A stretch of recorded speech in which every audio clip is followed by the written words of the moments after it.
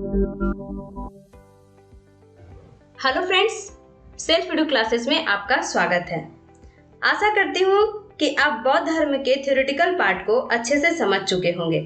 जैसा कि आपको पता है कि प्रत्येक अध्याय का अंत होने पर अध्याय से संबंधित महत्वपूर्ण प्रश्नों को हल करते हैं। तो चलिए आज का बौद्ध धर्म का MCQ सेशन स्टार्ट करते हैं। इससे पूर्व मैं आपको बता दूं कि इस सेशन में आप अपना मूल्यांकन आउट ऑफ 16 मार्क्स के साथ कर सकते हैं। अगर आपका प्राप्तांक 15 मार्क्स है तो आप एक्सीलेंट कैटेगरी में होंगे, और अगर आपका बिलो 10 मार्क्स है तो पुअर कैटेगरी में होंगे। और बिलो 10 मार्क्स प्राप्त करने पर मैं जैसा समझती हूँ कि आपको पूर्व का वीडियो बौद्ध धर्म का थ्योरेटिकल पार्ट को और बेहतर तरीके से देखने की जरूरत है। तो चलिए आज का MCQ सेशन स्टार्ट करते हैं। आज का पहला प्रश्न है, गौतम बुद्ध का जन्म कब हुआ था? ऑप्शन ए है 563 ईसा पूर्व, ऑप्शन बी 558 ईसा पूर्व, ऑप्शन सी 561 ईसा पूर्व, ऑप्शन डी 544 ईसा पूर्व। इसके लिए आपको 5 सेकंड का समय मिलता है ताकि आप सही आंसर को सोच लें।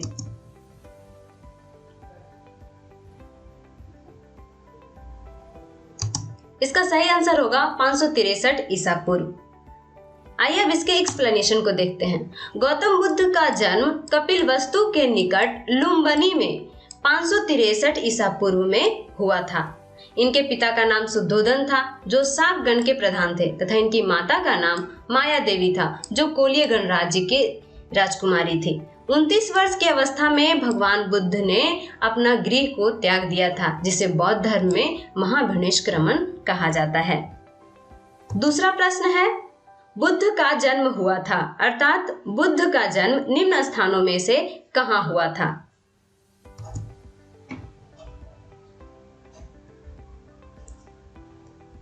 इसका सही आंसर है लुम्बिनी। गौतम बुद्ध का जन्म कपिलवस्तु के निकट लुम्बिनी नामक स्थान पर 563 ईसा पूर्व में हुआ था। तीसरा प्रश्न है, अलार कलाम कौन थे? ऑप्शन ए बुद्ध के शिष्य, ऑप्शन बी एक प्रतिष्ठित बौद्ध भिक्षु, ऑप्शन सी बुद्धकालीन एक शासक, ऑप्शन डी बुद्ध के एक गुरु।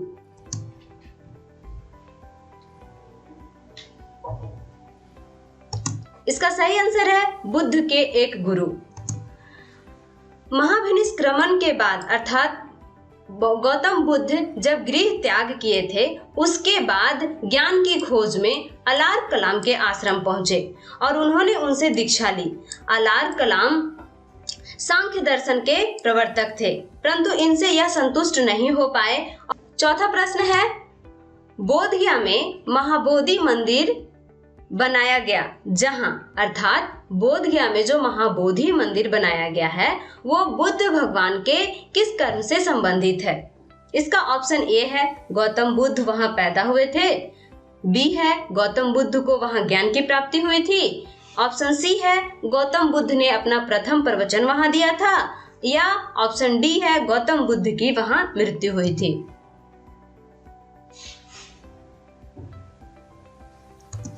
इसका सही आंसर है गौतम बुद्ध को वहां ज्ञान की प्राप्ति हुई थी।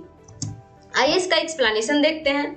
बोधगया में 6 वर्ष की साधना के पश्चात भगवान बुद्ध को 35 वर्ष की उम्र में इन्हें ज्ञान की प्राप्ति हुई थी, और जिस दिन ज्ञान की प्राप्ति हुई थी वह बैसाख के पूर्णिमा का रात था, और निरंजना नदी के किनारे एक पीपल वृक्ष के नीचे इन्हें बौद्ध की प्राप्ति हुई थी।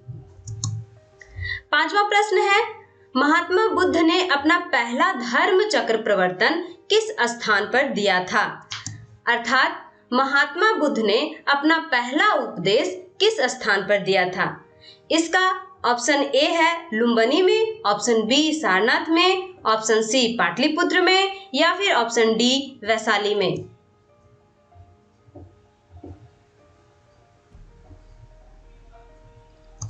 इसका सही आंसर है सारनाथ में।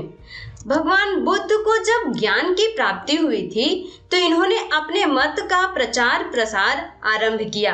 उरुवेला से वह सबसे पहले ऋषिपतन गए, जो वर्तमान समय में सारनाथ वाराणसी के निकट था। यहाँ उन्होंने 5 ब्राह्मण सन्यासियों को अपना पहला उपदेश दिया और इसी पहले उपदेश को बौद्ध धर्म में धर्म चक्र प्रवर्तन कहा गया है। छठा प्रश्न है, बुद्ध ने सर्वाधिक उपदेश दिए थे, अर्थात बुद्ध ने अपना सर्वाधिक उपदेश किस स्थान पर दिया था?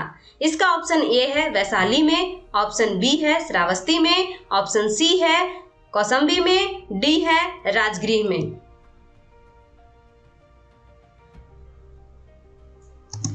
इसका सही आंसर है ऑप्शन बी श्रावस्ती में। बुद्ध ने सबसे अधिक प्रवचन श्रावस्ती में दिया था और उनके सबसे अधिक शिष्य भी कोसल राज्य में ही थे। कोसल राज्य की राजधानी श्रावस्ती थी। मैं पीछे वीडियो में आप लोग को समझाई हूँ कि सबसे अधिक वास 21 वास अर्थात उन्होंने 21 वर्षा काल कोसल में बिताया था और कोसल की राजधानी श्रावस्ती है। 7वां प्रश्न है, बुद्ध ने अपने जीवन की अंतिम वर्षा ऋतु कहाँ बिताई थी? ऑप्शन ए है Shravasti, option B Vaishali, option C Kushinagar, option D Sarnath में।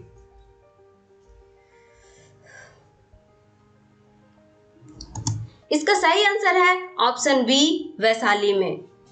आइए इसका एक्सप्लेनेशन देखते हैं। महापरिनिर्वाण सूक्त से उनके जीवन के विविध आयामों एवं कला का निर्धारण किया गया है, अर्थात महापरिनिर्वाण एक बौद्ध ग्रंथ है जिससे भगवान बुद्ध के जीवन के विविध चरणों के बारे में पता चलता है, जिससे यह ज्ञात होता है कि बुद्ध ने अपना अंतिम वर्षा ऋतु वैशाली में बिताई थी। 8वां प्रश्न है, गौतम बुद्ध द्वारा अपने धर्म में दीक्षित किए जाने वाला अंतिम व्यक्ति निम्नलिखित में से कौन था? ऑप्शन ए है आनंद, बी सारिपुत, सी मोगलान, डी सुभद।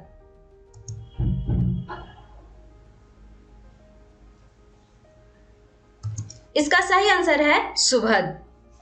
आइए अब इसका एक्सप्लेनेशन देखते हैं। वास्तविकता गौतम बुद्ध अंतिम समय में अपने एक शिष्य चुंद के यहाँ गए थे। वहां सुअर के मांस खाने के कारण उनके शरीर में एक अतिसार रोग हो गया था। फलतः उन्हें ऐसा लगा कि अब उन्हें अपना शरीर त्याग कर देना चाहिए। फलतः अंतिम समय में उन्होंने सुबोध को अपना अंतिम उपदेश दिया।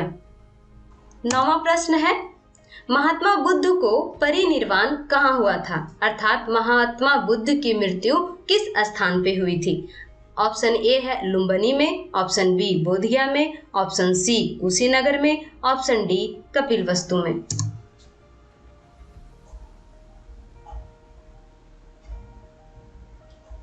इसका सही आंसर होगा ऑप्शन सी कुशीनगर में।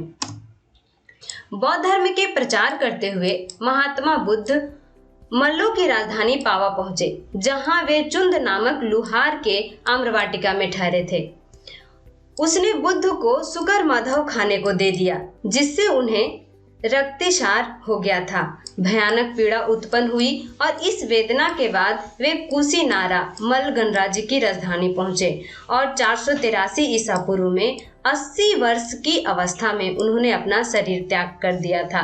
बौद्ध धर्म में इसे महापरिनिर्वाण कहा जाता है। 10वां प्रश्न है, बुद्ध की मृत्यु के पश्चात प्रथम बौद्ध संहिता की अध्यक्षता किसने की थी?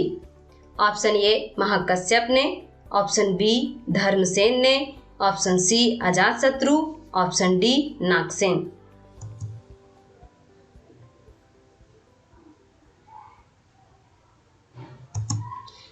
इसका सही आंसर है ऑप्शन ए महाकश्यप। प्रथम बौद्ध संहिता बुद्ध की मृत्यु के तत्काल बाद राजगीर के सप्तकर्णी गुफा में आयोजित की गई थी। उस समय मगध के शासक अजातशत्रु थे। इस संहिता की अध्यक्षता महाकश्यप ने किया था। इसमें बुद्ध के प्रमुख शिष्य आनंद और उपाली भी उपस्थित थे। इसमें बुद्ध की शिक्षा का संकलन हुआ और उन्हें सूत और विनय नामक 2 पीठों में विभाजित किया गया। आनंद तथा उपाली क्रमशः धर्म और विनय के प्रमाण जाने जाते हैं। 11वां प्रश्न है, सप्तकर्णी गुफा स्थित है? ऑप्शन ए सांची में, ऑप्शन बी नालंदा में, ऑप्शन सी राजगृह में, ऑप्शन डी पावापुरी में।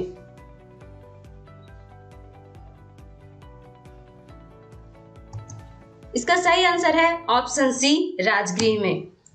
प्रथम बौद्ध संगीति का आयोजन अजात शत्रु के काल में राजगीर में आयोजित की गई थी और राजगीर में विशेषकर सप्तकर्णी गुफा में आयोजित हुआ था। 12वां प्रश्न है, द्वितीय बौद्ध संगीति का आयोजन कहाँ हुआ था?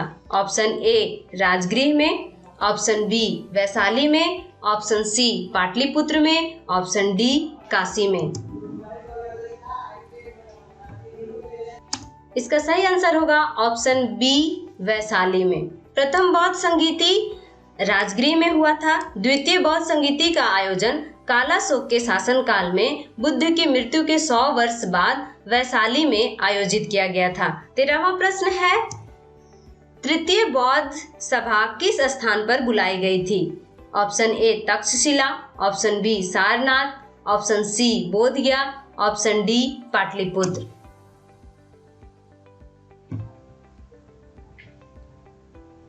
इसका सही आंसर होगा ऑप्शन डी पाटलिपुत्र। तृतीय बौद्ध संगीति का आयोजन मौर्य सम्राट अशोक के शासनकाल में पाटलिपुत्र में हुआ था, जिसकी अध्यक्षता मोगलीपुत्तिस ने की थी। 14वां क्वेश्चन है, कनिष्क के शासनकाल में बौद्ध सभा किस नगर में आयोजित की गई थी? ऑप्शन ए मगध में, ऑप्शन बी पाटलिपुत्र में, ऑप्शन डी कश्मीर या फिर ऑप्शन डी राजगृह में।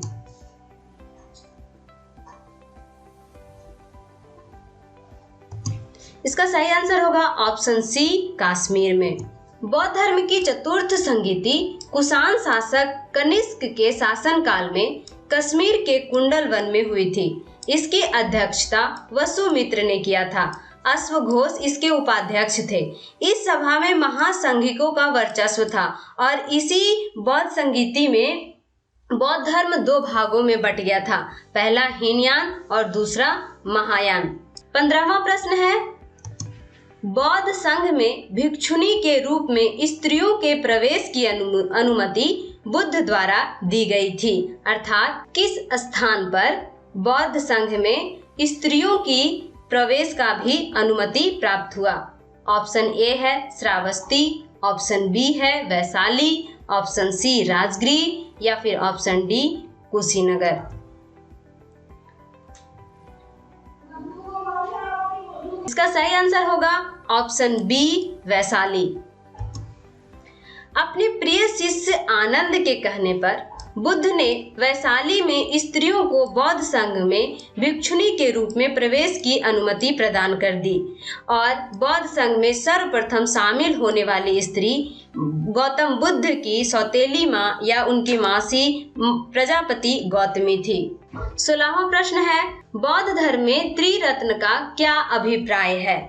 Option A Tripitaka, option B Buddha Dhamma Sangha, option सी शील समाधि संघ, ऑप्शन डी सत्य अहिंसा करुणानक।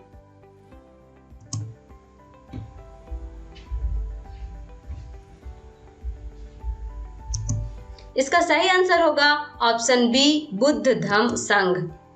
बुद्ध धम्म संघ बौद्ध धर्म के त्रिरत्न हैं। बुद्ध के मृत्यु के बाद उनकी शिक्षाओं को संकलित कर 3 भागों में बांटा गया, जिसे ही त्रिपिटक कहा गया था और वह 3 भाग था विनय पिटक, सूत पिटक और अभिधम्म पिटक। इन्हीं से बौद्ध धर्म के त्रिरत्न के बारे में पता चलता है। तो आज का MCQ सेशन समाप्त होता है।